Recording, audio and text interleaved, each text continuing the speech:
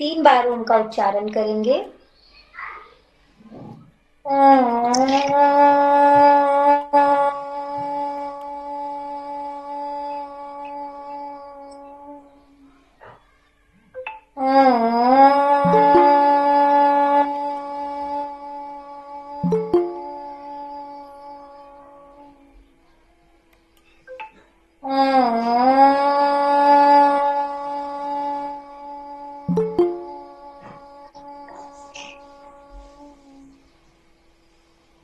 ॐ भूर्भुवः स्वः तत्सवितुर्वरेण्यं भर्गो देवस्य धीमहि धियो यो न प्रचोदयात्।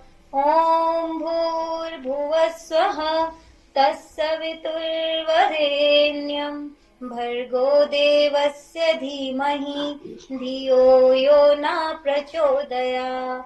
ॐ भूर्भुवः स्वः तत्सवितुर्वरेण्यं भर्गो देवस्य धीमहि धियो यो न प्रचोदयात्। दोनों हाथों को रब करेंगे। उसकी गर्माहट को अपने आंखों और चेहरे पे महसूस करेंगे और मुस्कुराते हुए धीरे से आंखें खोलेंगे। जय श्री कृष्ण मैम। जय श्री कृष्ण। देखिए, कल हम पेज नंबर 24 पर थे। खाद्य जो पदार्थ हैं उनके खराब होने के क्या कारण हैं, तो इस विषय पे कल हम बात कर रहे थे। इसमें था भौतिक परिवर्तन और रासायनिक परिवर्तन, जो कि हम कल कंप्लीट कर चुके थे। आज हम बात करने वाले हैं यहाँ पर जीवाणुओं द्वारा परिवर्तन। तो जब जीवाणु किस तरीके से हमारे खाने की चीजों को खराब करते हैं, क्या उसमें चेंजेस आते हैं। तो भोजन में उपस्थित जीवाणुओं द्वारा भी खाद्य पदार्थ बहुत जल्दी खराब हो जाते हैं। खमीर, फफूंदी, बैक्टीरिया जैसे कुछ जीवाणु हैं। जैसे खमीर के, यीस्ट के कुछ उदाहरण हैं। ऑक्सीजन की उपस्थिति तथा अम्लीय वातावरण में खमीर भोजन की शर्करा को कार्बन डाइऑक्साइड और अल्कोहल में बदल देते हैं। इससे पदार्थ फूलकर खट्टा हो जाता है। जैसे आटे में खमीर उठाते हैं या फर्मेंटेशन करके इडली का बैटर, डोसे का बैटर बनाते हैं, तो यानी कि वहां पे भी जो है खमीर यानी कि यीस्ट जो है वो होता है। इसमें क्या होता है कि जो यीस्ट है वो भोजन की शर्करा को यानी कि स्टार्च को यूज करता है और उसको यूज करके कार्बन डाइऑक्साइड एवं अल्कोहल बनाता है। उसको एक लिमिट तक तो वो फर्मेंटेशन अच्छा होता है, लेकिन अगर वो बहुत ज्यादा मात्रा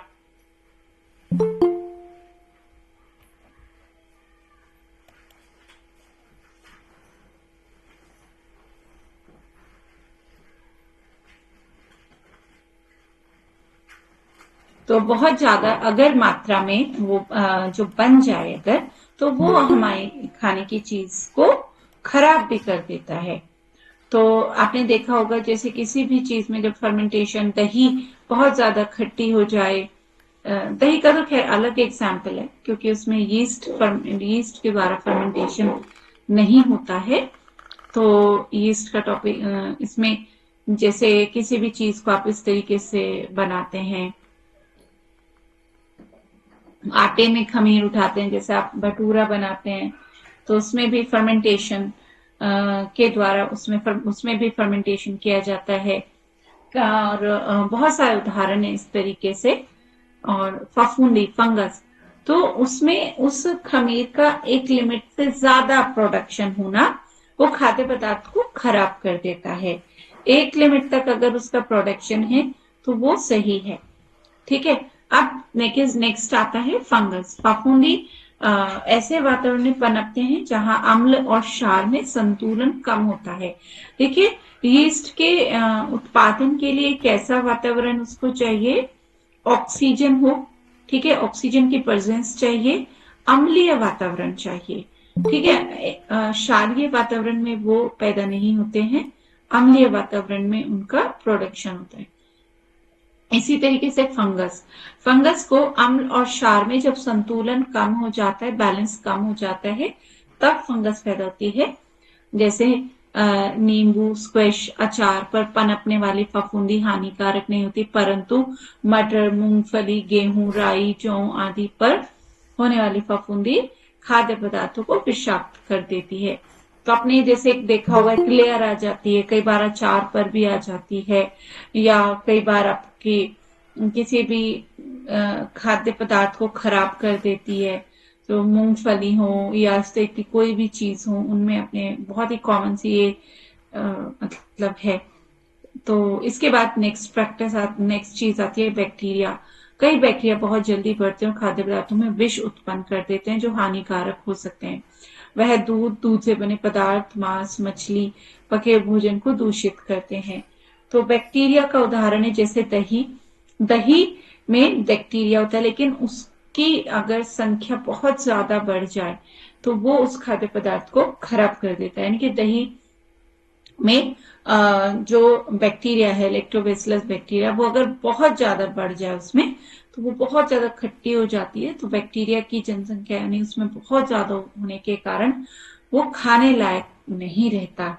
तो इसी तरीके से दूध से बने पदार्थ या मांस, मछली में भी बैक्टीरिया जब पैदा हो जाते हैं तो वो खाद्य पदार्थ को खराब कर देते हैं। तो यहाँ पर हमने यीस्ट का, जब कोई भी चीज फर्मेंटेट की जाती है, जैसे कि सिरका भी एक यीस्ट प्रोडक्शन का ही एग्जाम्पल है। आप विनेगर बनाते हैं, है ना, या आप जो है खमीर उठाकर इडली डोसे का बैटर बनाते हैं। आप जो है यीस्ट फर्मेंटेशन के द्वारा आप जो है वो क्या बनाते हैं, भटूरे का आटा बनाते हैं। इसी तरीके से जो आई थिंक जो तंदूरी रोटी है उसके अंदर भी फर्मेंटेशन यीस्ट डेवलपमेंट के द्वारा ही उसको बनाया जाता है। तो वो एक तो बैक्टीरिया पैदा होने के कारण जो डाइजेशन आपके सिस्टम को करना था, वो उस खाने की चीज को अगर सही तरीके से फर्मेंट किया हुआ है तो वो इजी टू डाइजेस्ट होता है। अगर आप मतलब बात करें नॉर्मल अगर एक रोटी की और एक तंदूरी रोटी की, तो उसमें तंदूरी रोटी काफी बेटर है, क्योंकि उसको पहले बैक्टीरिया या यीस्ट फर्मेंटेट कर चुके हैं, मतलब उसको थोड़ा सा ब्रेक डाउन कर चुके हैं इजी फॉर्म में।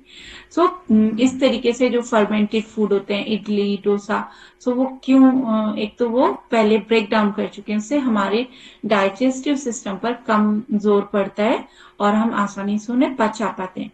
लेकिन अब अगर वही फर्मेंटेशन ज्यादा हो जाए, उस यीस्ट की मात्रा बहुत ज्यादा बढ़ जाए अगर, तो वो आपके खाद्य पदार्थ को खराब कर देती है। ठीक है। इसी तरीके से बैक्टीरिया का उत्पादन होता है खाने की चीजों में, और उसमें क्या होता है कि जैसे दही का जमना और ये सब एग्जाम्पल हैं। लेकिन अगर वो बहुत ज्यादा खट्टा हो जाए, बहुत ज्यादा उसमें मतलब बढ़ जाए, तो वो आपके उस खाद्य पदार्थ को खाने लायक नहीं रहते। जैसे कि आपने ब्रेड देखा होगा या रोटी आप रखें बाहर, तो उसमें ग्रीन ग्रीन आप बन जाता है, तो वो फंगस उस पे आ जाती है। तो वो एक फंगस के द्वारा आपका ब्रेड, आपका रोटी खराब हो जाता है। या आपके अचार पर भी कई बार आ जाती है किस तरीके की लेयर, आपका अचार खराब हो जाता है। तो ये सब फंगस के द्वारा आपकी खाने की चीजें खराब करने के कुछ एग्जाम्पल्स हैं। कोई आपकी चीजें आपने रखी स्टोर की हुई, गेहूं खराब हो गया या कोई भी चीज, तो इस तरीके से आपके बहुत सारे खाद्य पदार्थों को खराब कर देते हैं। इसके बाद बारी आती है एंजाइम के द्वारा। चेंजेस ड्यू टू एंजाइम, इससे पदार्थ गलने लगता है और उसमें से दुर्गंध आने लगती है। देर तक कटे हुए रखे हुए फल, सब्जियों का रंग, स्वाद, सुगंध एवं संरचना में अंतर आ जाता है। मीट और मछली पड़े पड़े सड़ने लगते हैं। एंजाइम्स का रिएक्शन भी जब उन पे अगर जरूरत से ज्यादा हो जाए, ठीक है, तो वो फिर खाने लायक नहीं रहता।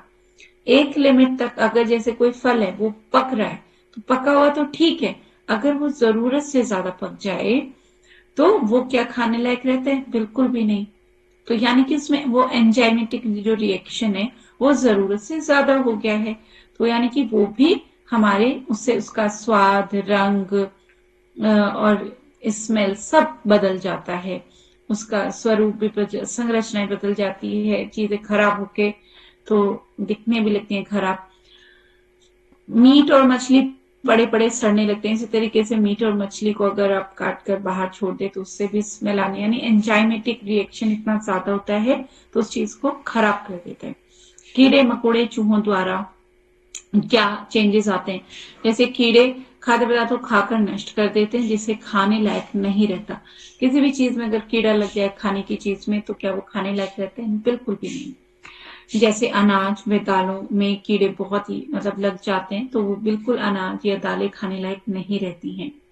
कीड़े मकोड़ों द्वारा चूहों द्वारा भी आपके जैसे चूहों ने कोई चीज आपकी, कुछ कीड़े अपने अंडे छोड़ देते हैं, भोजन को खाने लायक नहीं रहने देते, और जो गोल कृमि, फीता कृमि बिना धुले फल सब्जी व मीट में अपने अंडे छोड़ते हैं। झींगुर की लार से अनाज के दाने चिपके हुए दिखते हैं, इससे अनाज में बदबू पैदा हो जाती है। तो ये कुछ उदाहरण हैं जो इंसेक्ट्स और रॉडेंट्स के द्वारा खराब किए जाने पर होते हैं। और जैसे चूहे के मल मूत्र से भी खाने की चीजें खराब हो जाती हैं और उनमें इन्फेक्शन फैल जाता है, तो इससे भी मनुष्य रोगी हो सकता है। तो ये कुछ बताए गए किस किस तरीके से खाने की चीजों को ये चीजें खराब कर देती हैं। अब इनको प्रोटेक्ट कैसे किया जाए, इन्हें खराब होने से बचाया कैसे जाए, उसको अब हम यहाँ पर पढ़ने वाले हैं। खाद्य संरक्षण की विधियां। पहला है धूप में सुखाना। किसी भी चीज को अगर हम धूप में सुखाते हैं तो उसको खराब होने से रोका जाता है। कैसे? भोज्य पदार्थों में उपस्थित नमी को सुखाकर भोजन को संरक्षित करना निर्जलीकरण कहलाता है। अगर किसी भी चीज में मॉइस्चर ज्यादा है तो वो आसानी से चीज खराब हो जाती है, तो उसमें बैक्टीरिया, फंगस और ये सब चीजें आसानी से पैदा हो जाती हैं और उसको खाने लायक नहीं रहने देती। तो इसके लिए हम क्या करते हैं, उन चीजों को धूप में सुखाते हैं तो जिससे वो चीजें खराब ना हो। तो धूप में सुखाना खाद्य पदार्थों को संरक्षित करने के बहुत ही पुराना तरीका है। आप किसी भी चीज को धूप में सुखाते हैं, दालों को, किसी भी चीज को, तो बिल्कुल खराब नहीं होते। निर्जलीकरण, जैसे चावल है, चावल को आपने सुना होगा धूप में नहीं सुखाया जाता, तो चावल को हमेशा छांव में सुखाते हैं क्योंकि चावल के अंदर पानी की मात्रा ज्यादा होती है। अगर आप चावल को धूप में सुखाएंगे तो वो डिहाइड्रेट, मतलब चावल के अंदर जो पानी है की मात्रा है उसको कम कर देता है। तो इसलिए चावल को धूप में नहीं सुखाया जाता, बाकी चीजों को आप धूप में सुखा सकते हैं। दूसरा तरीका है फ्रीजिंग के द्वारा, हिमीकरण के द्वारा। कुछ खाद्य पदार्थ ऐसे होते हैं जिन्हें संरक्षित करने के लिए उनमें नमी बनाए रखना जरूरी होता है। जैसे धूप में तो क्या किया हमने, नमी को हटा दिया कुछ चीजों में से जिससे कि वो खराब ना हो, लेकिन फ्रीजिंग में क्या करते हैं, नमी को बनाए रखते हैं जिससे वो चीज खराब ना हो। ऐसे खाद्य पदार्थ को कम तापमान पर रखकर संरक्षित किया जाता है। कम तापमान पर जीवाणु और एंजाइम्स की क्रियाशीलता कम हो जाती है। तो जैसे आपने जो है बहुत सारी चीजें फ्रीज कर दी तो वो चीजें खराब नहीं होंगी, आपने उनको खराब होने से रोक लिया। तो बहुत सारे एग्जाम्पल हैं, आप जो चीजें फ्रीज करते हैं, जैसे आपने फॉर एग्जाम्पल मटर को आप फ्रीज कर देते हैं या किसी भी खाने की चीज को, तो उसका मॉइस्चर जो है रिटेन रहे, उसके अंदर बना रहे, मॉइस्चर का लॉस ना हो, वाटर लॉस ना हो, इस तरीके से उसको फ्रीजिंग किया जाता है। और उसको खराब होने से, फ्रीजिंग हमेशा लो टेम्परेचर पर ही होती है, तो उसको लो टेम्परेचर पर रखकर फ्रीज किया जाता है। तो फ्रिज में आप क्या किसी भी चीज का आप रखते हैं तो उसका आप देखेंगे कि उसका मॉइस्चर, फ्रिज में आप नॉर्मल फ्रीजर की भी बात, फ्रिज की भी अगर बात करें तो उसमें आप क्या करें, फ्रिज में जो भी खाने की चीजें रख रहे हैं, फ्रिज में क्या होता है, टेम्परेचर लो होता है एंड मॉइस्चर रिटेन होता है, तो जिससे आप उस पर्टिकुलर टेम्परेचर पर कोई भी बैक्टीरिया फंगस ग्रो ना कर सके। तो लगभग 4 डिग्री टेम्परेचर फ्रिज का रहता है। तो 4 डिग्री टेम्परेचर के आसपास किसी भी खाने की चीज पर कोई बैक्टीरिया, कोई फंगस ग्रो नहीं करता। तो उसको एक लगभग रूम टेम्परेचर चाहिए होता है, कोई जैसे 24-25 डिग्री टेम्परेचर या उससे ज्यादा, उसमें चीजें आपने देखा होगा जल्दी खराब होती हैं कंपैरेटिवली टू जब बहुत ठंड होती है। आप बाहर भी अगर कोई खाने की चीज रख देंगे तो वो खराब नहीं होगी, क्योंकि टेम्परेचर ऑलरेडी इतना लो हो जाता है बाहर वेदर में भी कि उस टेम्परेचर पे कोई बैक्टीरिया, कोई फंगस, कोई ग्रो नहीं कर सकती इस पे, या कोई एंजाइमेटिक रिएक्शन भी नहीं होगा। तो उसकी वजह से वो चीजें खराब होने से आप उनको बचा सकते हैं। और दूसरा, उसका मॉइस्चर रिटेन रहता है फ्रिज के अंदर। ठीक है, तो ये दो चीजें हैं, यानी कि टेम्परेचर को लो करके, दूसरा उसका मॉइस्चर उसके अंदर ही रिटेन करके। इन दोनों टेक्निक्स को अगर आप के द्वारा आप किन्हीं भी चीजों को खराब होने से रोक सकते हैं। अलग अलग चीजें, अब आप गेहूं को प्रोटेक्ट करना है तो गेहूं को तो फ्रिज में नहीं रखेंगे, उसको तो धूप में ही सुखाएंगे। किसी अनाज को धूप में सुखाएंगे, खराब होने से रोकना है। किसी फल सब्जी को खराब होने से रोकना है, उसको धूप में थोड़े सुखाएंगे आप, उसको फ्रीज करेंगे।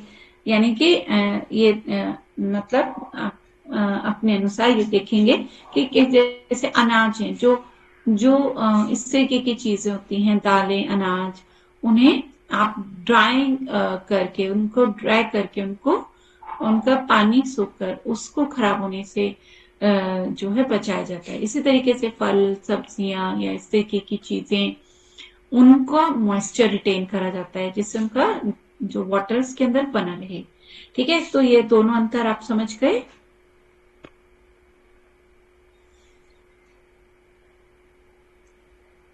तो इसे कोई भी जीवाणु उस लो टेम्परेचर पर ग्रो नहीं करेगा, कोई एंजाइम्स उसमें रिएक्शन नहीं होगा। तो इस तरीके से यहाँ पर इन दो टेक्निक्स को हम यूज करते हैं। इसके बाद बारी आती है प्राकृतिक पदार्थों के द्वारा खाद्य संरक्षण। कई बार हम कुछ खाद्य पदार्थों या प्राकृतिक तरीके से भी, प्राकृतिक पदार्थों के द्वारा भी खाद्य पदार्थों को खराब होने से रोकते हैं। यह लगभग सभी संरक्षित पदार्थों में डाला जाता है। नमक का पानी निकालकर उसकी नमी को कम कर देता है।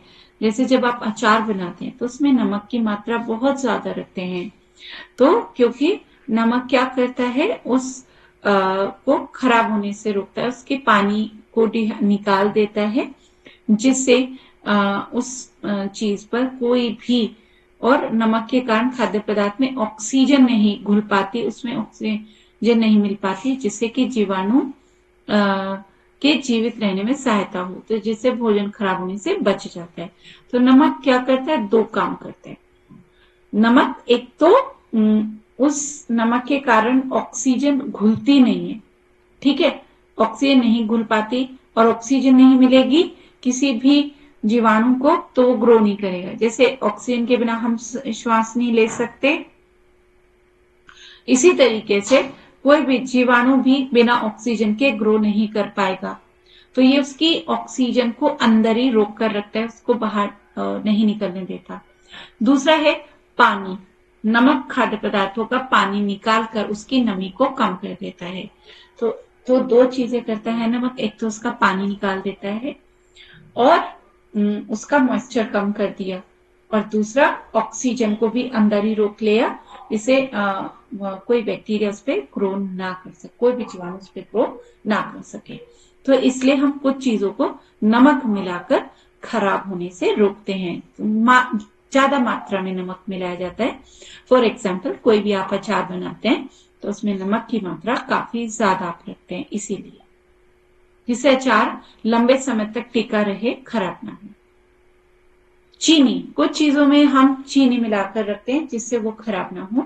तो ये फल, सब्जियां, जैम, स्क्वैश, मुरब्बे वगैरह आप बनाते हो तो उसमें चीनी की मात्रा ज्यादा कर देते हैं। तो यह पदार्थों में घुल जाती है, यह खाद्य पदार्थों के जल में घुल जाती है, जिससे जीवाणु के पनपने के लिए उचित नमी नहीं मिलती। तो यहाँ पे ये उल्टा करती है, ये क्या करती है, उसमें घुल जाती है चीनी, और उसकी जो नमी है वो नमी जीवाणु को ग्रो करने के लिए नहीं मिल पाती। यानी चाहे नमक हो या चीनी हो, दोनों ही जो मॉइस्चर है उसे कम कर देते हैं, दोनों ही। तो किसी चीज में आप नमक ज्यादा डाल के उसके मॉइस्चर को कम कर सकते हैं, किसी चीज में चीनी ज्यादा डाल के। अब कोई चीज मीठी बनानी है तो उसमें चीनी की मात्रा ज्यादा करेंगे, जैसे जैम, स्क्वैश, मुरब्बे, ठीक है। तो इसी तरीके से अगर आपको कोई नमक वाली चीज है जिसको खराब होने से रोकना है, उसमें नमक की मात्रा ज्यादा रखेंगे।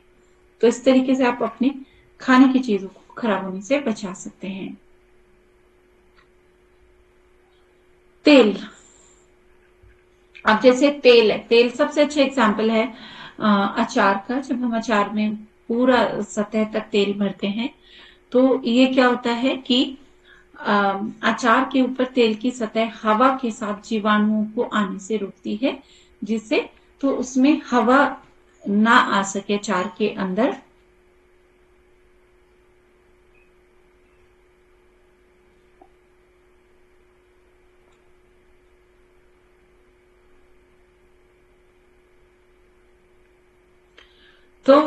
तो हवा ना आ सके अचार के अंदर, इसलिए हम उसमें तेल बहुत ज्यादा मात्रा में डालते हैं।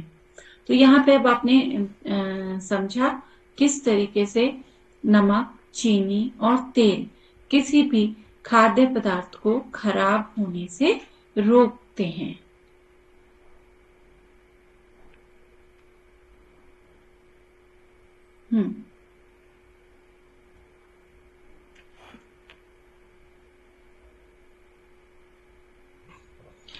रासायनिक पदार्थों के प्रयोग द्वारा, जैसे अब हम बात करेंगे संरक्षित पदार्थों द्वारा।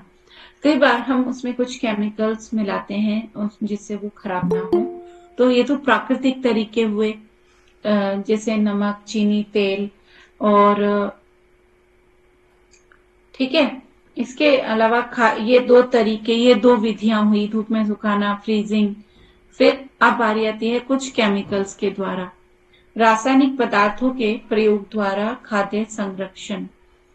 पोटेशियम मेटाबाइसल्फेट, KMS, ये भी एक जो है केमिकल है जो खाद्य पदार्थों में मिलाया जाता है जिससे वो खराब ना हो। इसको खाद्य पदार्थ में डालने सल्फर डाइऑक्साइड बनती है जो खाद्य संरक्षण में सहायक होती है। यह सल्फर डाइऑक्साइड बोतल के ऊपरी रिक्त स्थान पर आ जाती है और जीवाणुओं को अंदर प्रवेश नहीं करने देती और नष्ट भी कर देती है। तो यानी कि KMS की बात यहाँ पे हो रही है, यानी कि पोटेशियम मेटाबाइसल्फेट। तो ये क्या करता है, खाद्य जब आप किसी भी खाने वाली चीज में इसको डालते हैं तो ये सल्फर डाइऑक्साइड बना लेता है, और वो सल्फर डाइऑक्साइड खाने के ऊपर जो खाली स्पेस है उसमें आ जाती है, उसमें भर जाती है, जिससे क्या होता है कि कोई भी जीवाणु को अंदर एंटर करने का जगह नहीं मिलता। इसका प्रयोग स्क्वैश इत्यादि में किया जाता है, और यह 1 ग्राम यानी कि एक चौथाई जो छोटी चम्मच होती है प्रति किलो में मिलाई जाती है। बहुत कम मात्रा, 1 किलो में 1/4 चम्मच। दूसरा केमिकल है सोडियम बेंजोएट। सोडियम बेंजोएट इस उपस्थित सोडियम बेंजोएट फफूंदी आदि को लगने से रोकती है, क्योंकि जैसे सोडियम बेंजोएट आप अचार इन सब में भी डालते हैं बहुत कम, लगभग इतनी ही मात्रा में। इसका प्रयोग सभी खाद्य पदार्थों में किया जाता है।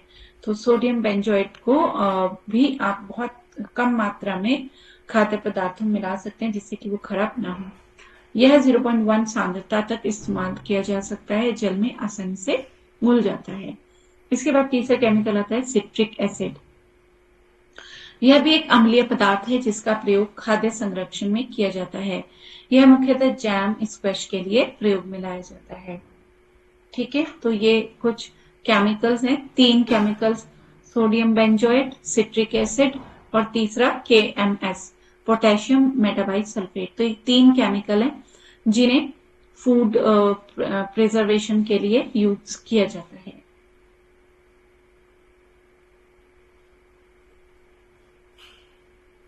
इसके बाद बारी आती है खाद्य भंडारण। मैम एक बार बोलिएगा। 3 केमिकल हैं जिन्हें यूज किया जाता है। एक तो होता है KMS। KMS का नाम है potassium Meta bisulphate. Potassium Meta bisulphate, KMS, capital letters में तीनों वर्ड्स KMS।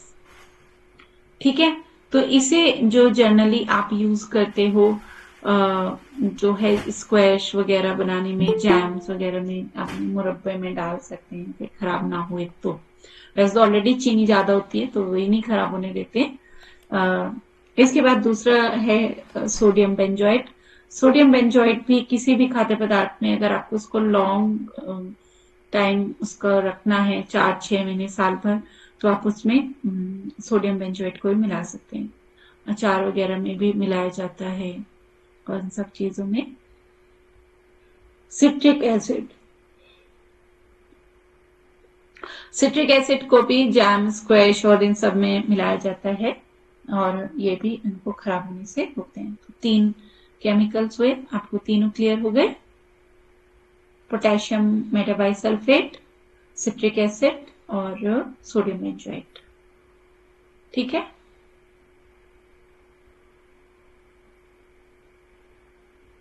मैम और एक बार बता दीजिए। पहला है KMS, पोटेशियम मेटा बाइसल्फेट।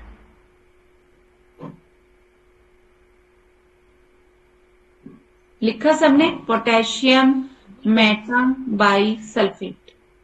दूसरा है सोडियम बेंजोएट, सोडियम बेंजोएट।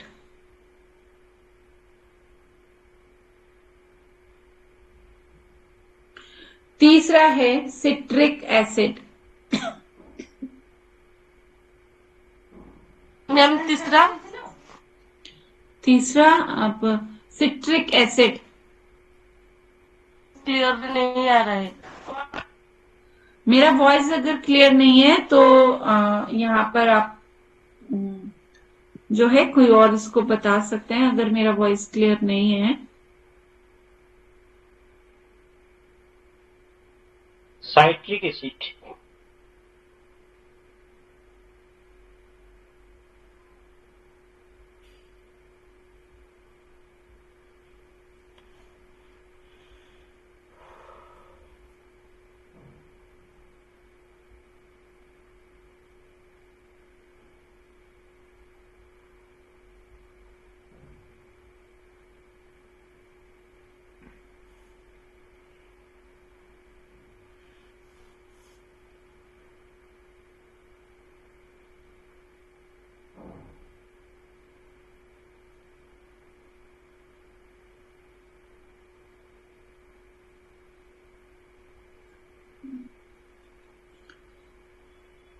अभी मेरा वॉइस क्लियर है? जी मैम। ओके, सो यहाँ पर अब हमारी ये तीनों नाम आपको क्लियर हुए? Yes ma'am. ओके, तो चलिए अब हम आगे चलते हैं। यहाँ पर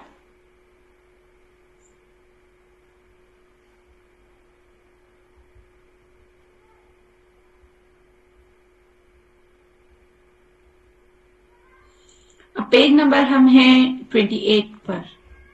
भंडारण, खाद्य भंडारण। भंडारण प्रभाग देश के नागरिकों को अच्छी गुणवत्ता के खाद्यान्नों की उपलब्धता सुनिश्चित करने के उद्देश्य से केंद्रीय पूल में खाद्यान्नों के स्टॉक के लिए पर्याप्त भंडारण क्षमता के निर्माण से संबंधित नीतियों का कार्य देखता है। इसका उद्देश्य है सार्वजनिक वितरण प्रणाली के माध्यम से खाद्यान्नों के वितरण के लिए आधुनिक और वैज्ञानिक भंडारण सुविधाओं का निर्माण करना।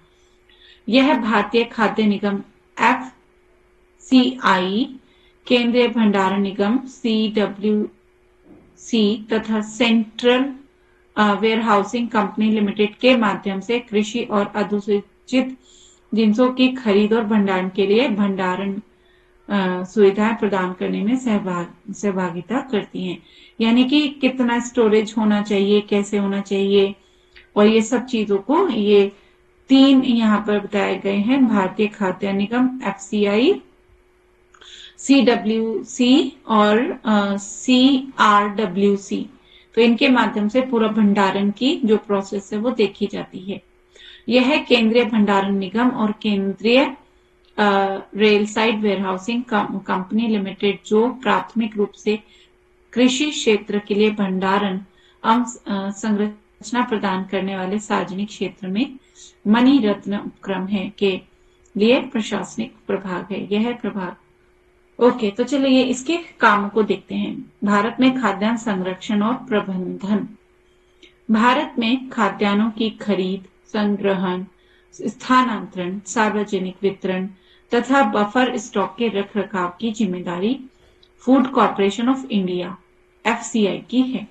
तो ये किसकी जिम्मेदारी है? भारत में जितने भी खाद्यान्न, कितनी खरीद करनी है गवर्नमेंट को, कैसे उनका ट्रांसपोर्टेशन होएगा, कैसे सब लोगों में वो बटेगा, कितना उसका स्टॉक आपको मतलब गवर्नमेंट को रखना है बनाकर, तो ये सारी जिम्मेदारी FCI की है, यानी फूड कॉर्पोरेशन ऑफ इंडिया की है। तो FCI भारत सरकार के उपभोक्ता मामले, खाद्य एवं सार्वजनिक वितरण विभाग मंत्रालय के अधीन एक नोडल एजेंसी है। तो ये किस जो भारत सरकार है उसके उपभोक्ता मामले, खाद्य और सार्वजनिक वितरण विभाग मंत्रालय के अधीन एक नोडल एजेंसी है FCI। ठीक है, जो पूरा खाद्य कितना उसको खरीद करनी है, मतलब किसानों से कितना कैसे ट्रांसपोर्टेशन होएगा उसका, कैसे उसका वितरण होएगा, कैसे कैसे सार्वजनिक लोगों में बटेगा, कितना बटेगा, ठीक है, और कितना बचा के रखना है, बफर स्टॉक रखना है। तो ये सब कौन सा देखता है विभाग? FCI। ठीक है, तो ये किस मंत्रालय के अंतर्गत आता है? उपभोक्ता मामले, खाद्य एवं सार्वजनिक वितरण विभाग के अंतर्गत आने वाली एक नोडल एजेंसी। FCI का उद्देश्य सार्वजनिक वितरण प्रणाली यानी कि पब्लिक डिस्ट्रीब्यूशन सिस्टम तथा अन्य कल्याणकारी योजनाओं के कार्यान्वयन हेतु अनाजों के स्टॉक का संग्रहण आवश्यकताओं को पूरा करना है। FCI का उद्देश्य क्या है? इसका उद्देश्य है पब्लिक डिस्ट्रीब्यूशन सिस्टम, मतलब लोगों तक कोई भी खाद्य पदार्थ पहुंचाने का जो पूरा सिस्टम है, उस अलग अलग योजनाओं के द्वारा, जैसे अलग अलग बहुत सारी योजनाएं चलती हैं गवर्नमेंट की तरफ से, तो उन कल्याणकारी योजनाओं के कार्यान्वयन हेतु अनाजों के स्टॉक की संग्रहण आवश्यकताओं को पूरा करना है कि जो योजनाएं चल रही हैं उसमें पूर्ति की जा सके अनाजों की। ठीक है, तो उन स्कीम्स को में कितनी मतलब कोई स्कीम है सबको, तो उस स्कीम में कितनी जरूरत है, कितना बटेगा, कितना अनाज चाहिए, कितना खरीद करना है, कितना बचा कर रखना है, तो ये सब काम किसका है? FCI का।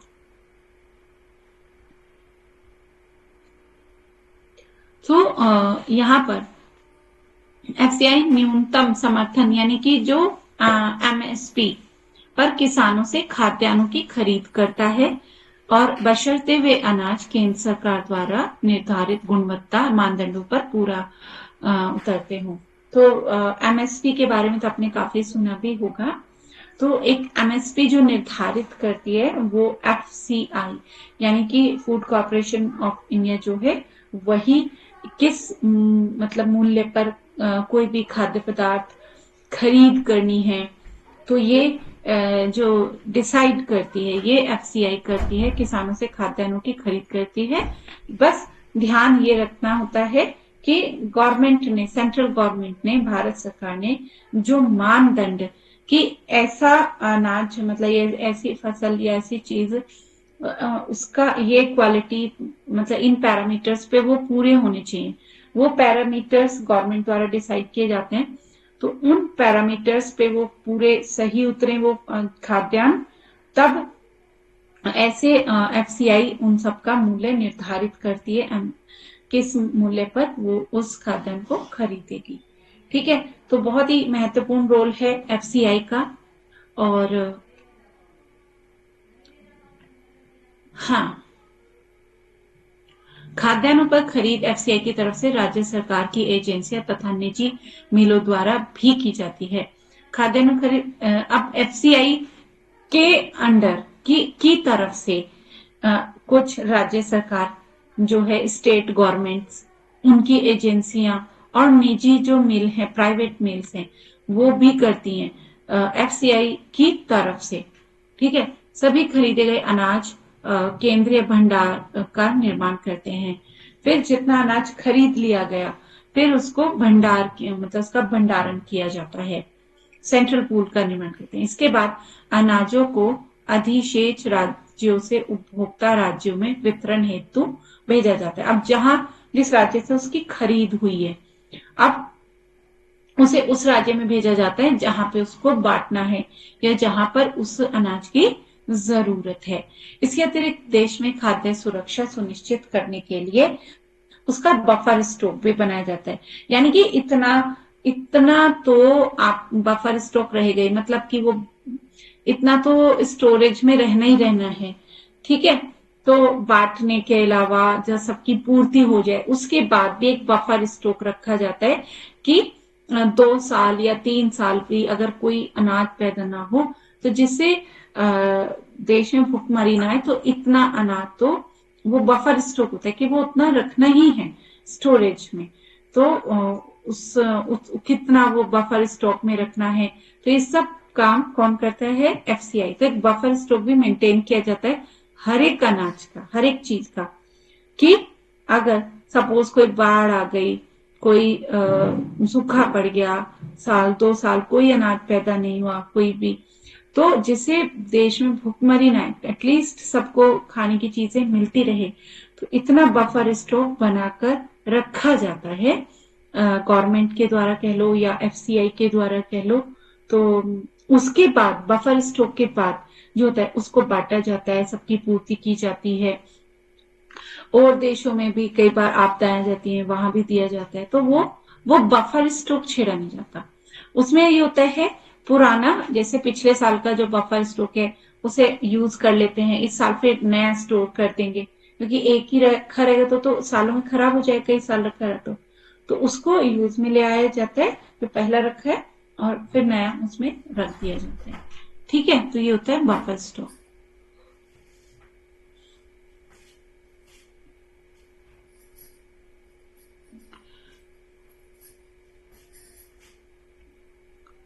एफसीआई तथा राज्य सरकार द्वारा खाद्यान्नों का निपटारा खुले बाजार बिक्री योजना यानी ओपन मार्केट सेल्स स्कीम के तहत किया जाता है।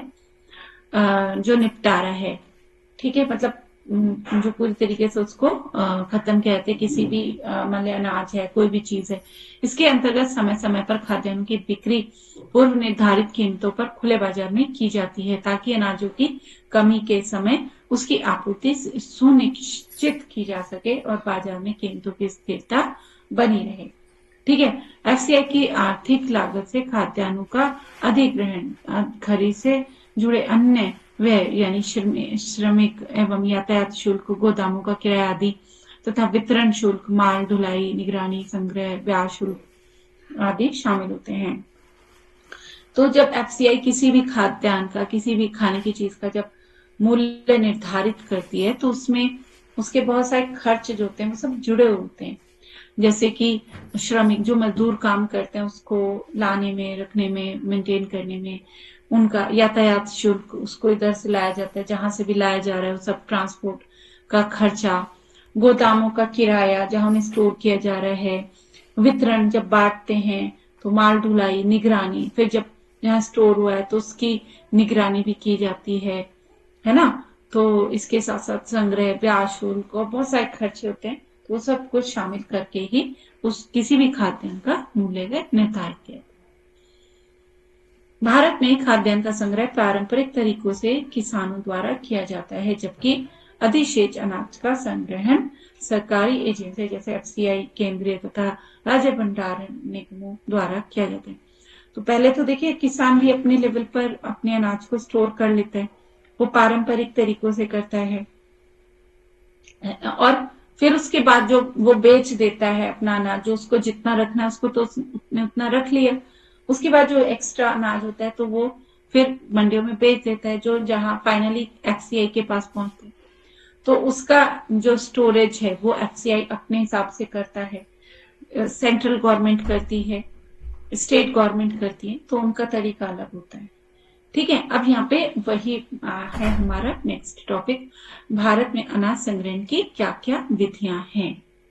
ठीक है,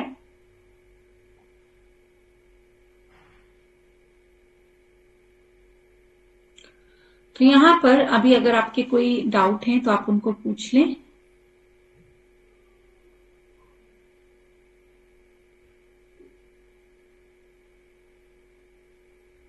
आपका आज का कोई भी डाउट है?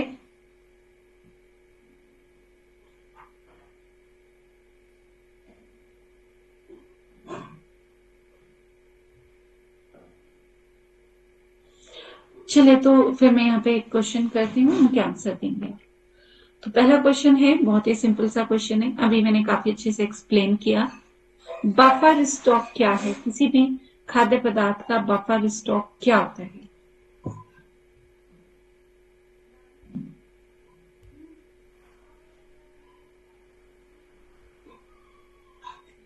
कौन बताएंगे? यस, जीनिया जी आप बताइए। इस साल का अगले साल।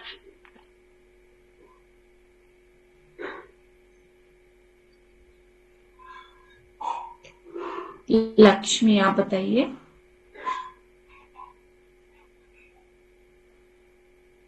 बफर स्टॉक क्या है?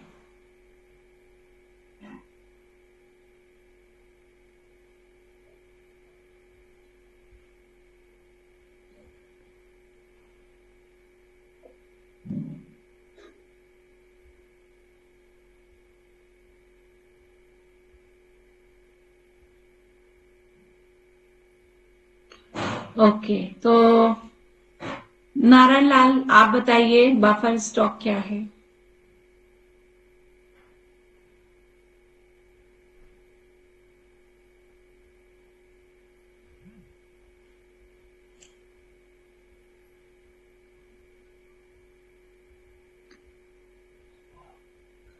बताने की कोशिश करें, क्या होगा? गलत होगा, है ना? इससे ज्यादा क्या होगा? कोशिश करें, बताइए। यस, जोशना आप बताइए। मैम मैं बताऊं? यस, अच्छा एक मिनट रुकिए, अनु आप रुकिए। यस, जोशना आप बताइए। जो खाद्य पदार्थ को हम संरक्षित रखते हैं वो अन्य मतलब जरूरत पड़ने पर पहुंचाते हैं लोगों तक, उसको स्टोर करते हैं जब रखते हैं। थोड़ा थोड़ा सा ठीक है, अभी पूरा ठीक नहीं है। कोई और इसको बोल और नहीं पा रहे। प्रोडक्शन और सेल के बीच में समय की कमी को कम करना, कस्टमर की जरूरत को पूरा करना। आई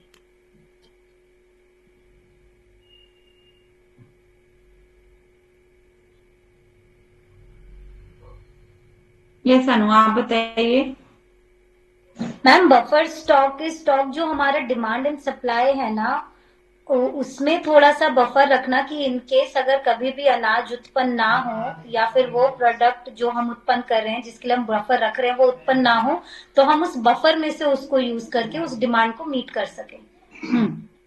यानी कि एक तरीके से इमरजेंसी के लिए, जैसे आप, मैं इसे और सरल तरीके से ऐसे समझाती हूँ आपको।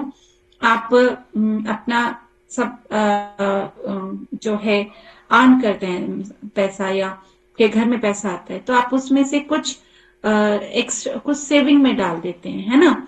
चाहे आप महीने में 100 रुपए डाल रहे हैं, कोई 200 रुपए डाल रहे हैं, 1000 रुपए डालने की, ये इमरजेंसी में आपके काम आएंगे। यानी कि ठीक है, तो या आप अपना खर्चा चला रहे हैं और हर महीने 100 रुपए, सपोज आप 100 रुपए उसको रख रहे हैं, सेव करते जा रहे हैं, तो वो आप नॉर्मली यूज नहीं करते, वो आप इसलिए रखते हैं कि आपका जब भी जरूरत पड़े तो आप उसे यूज कर सकेंगे।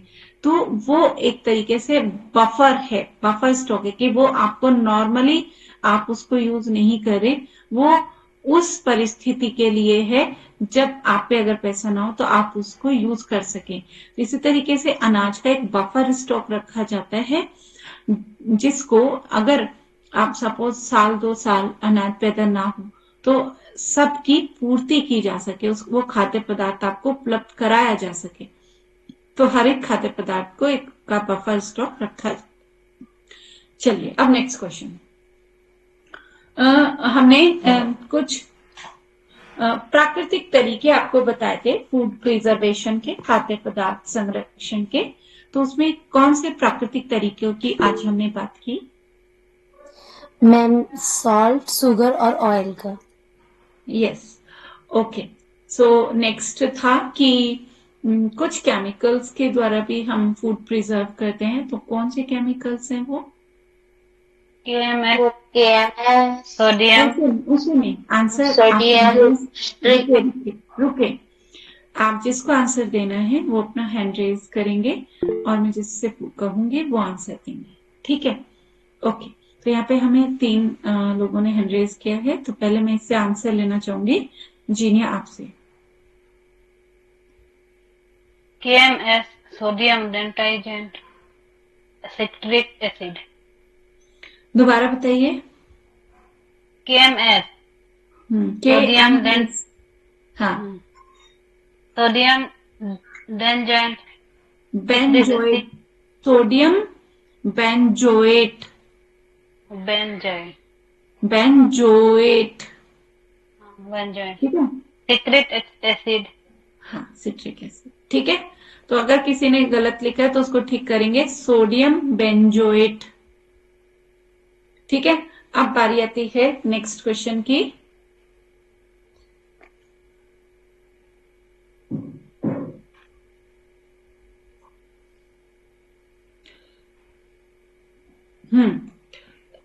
अगर आप जो है जो जीवाणु द्वारा किन किन जीवाणु यानी किन किन माइक्रोब्स के द्वारा खाद्य पदार्थ खराब हो सकते हैं?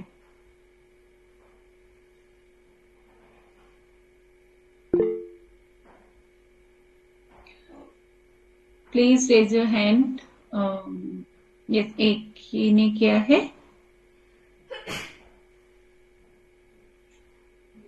सरिता रानी, आप दीजिए।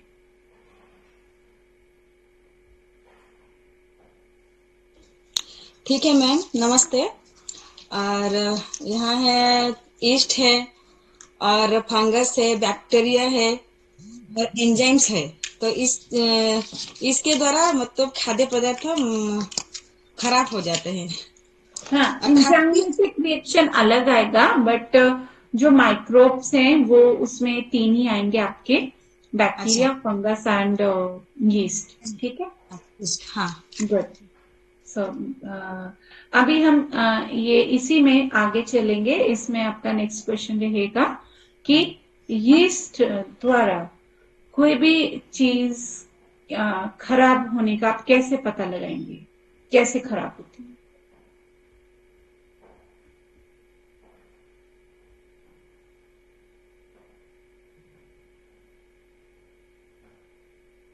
ऐसा नु आप आंसर देंगे? मैम, जब उसमें ईस्ट की क्वांटिटी बहुत ज्यादा हो जाती है और वो चीज खाने लायक नहीं रहती है तब, क्योंकि जब जैसे कि हम किसी भी जैसे डो में अगर खमीर उठाते हैं या फिर हम रवा में या फिर राइस में फर्मेंट करते हैं उनको इडली और डोसा वगैरह बनाने के लिए, सो वो जो फ्रेगमेंटेशन है मैम वो इतने लेवल तक होना चाहिए कि वो ईडेबल हो हमें। बट जहाँ पे जब हमें ये लगे कि वो ईडेबल कंडीशन में नहीं है, इसका मतलब जो यीस्ट की क्वांटिटी है वो एक्सीड हो गई है और ये हमारे लिए अब कंज्यूम करने के लिए बेटर स्टेट में नहीं है। और बैक्टीरिया का कोई एग्जांपल देंगे? बैक्टीरिया इसमें हैंडल करें। नेक्स्ट क्वेश्चन है कि बैक्टीरिया द्वारा कोई चीज अगर खराब हो रही है तो उसको आप कैसे पता लगाएंगे? उसका कोई एग्जाम्पल?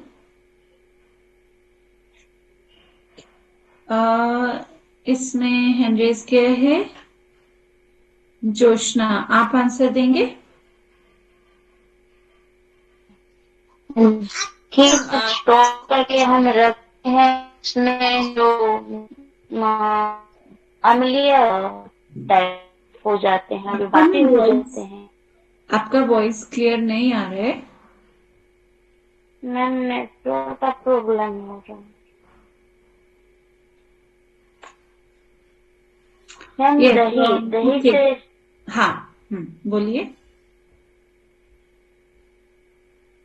दही जब हम स्टोर करके रखते हैं तो उस खाद्य पदार्थ में अम्लीय हो जाते हैं, तो हाँ, बैक्टीरिया उसमें ग्रो हो जाता है, तो वो उसकी मात्रा बढ़ जाती है। ठीक है, और बैक्टीरिया की मात्रा बढ़ जाती है। फंगस का कोई एग्जाम्पल बताएं।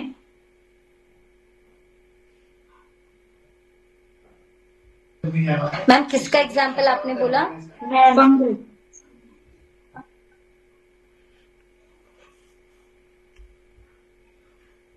अम्लीय पदार्थ।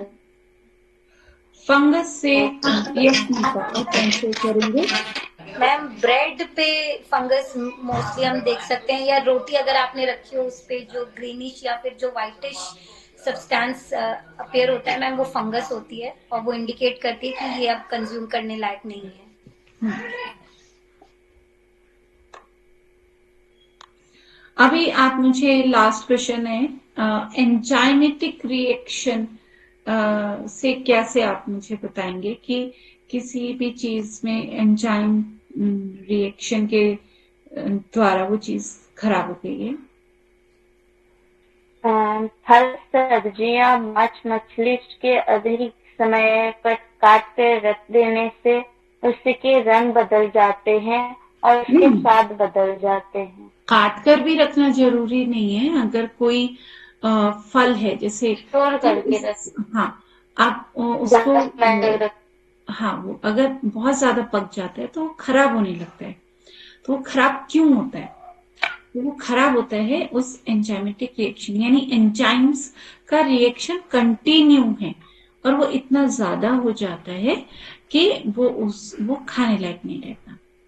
ठीक है, तो ये आज का हमारे इजी टॉपिक थे। आई होप आप लोगों को क्लियर हुए होंगे। इसको अच्छे से स्टडी करें एंड काफी अच्छे टॉपिक्स हैं, इनको आपकी डेली रूटीन में, आपकी रोजमर्रा की लाइफ में ये यूज होने वाली चीजें हैं, उनको ऑब्जर्व किया करें, समझा करें, तो आपको चीजें और क्लियर होंगी। ठीक है, तो अभी यहाँ पर शांति पाठ के साथ अपनी क्लास को हम एंड करेंगे।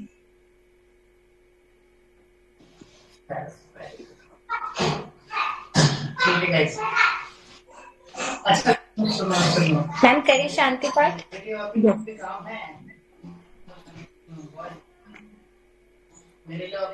सभी हाथ जोड़कर आंखें बंद करके कमर गर्दन सीधी करके बैठे। ओम का 3 बार उच्चारण करेंगे।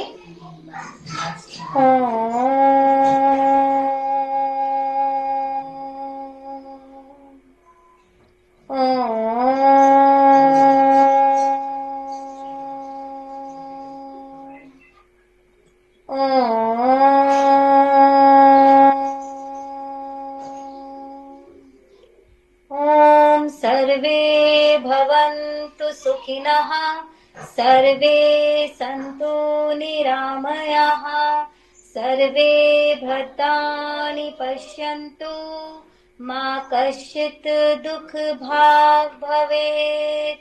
ओम शांतिः शांतिः शांतिः। दोनों हथेलियों को आपस में रब करें। गर्माहट को आंखों और चेहरों पे महसूस करते हुए धीरे से आंखों को खोलें। शुभ रात्रि।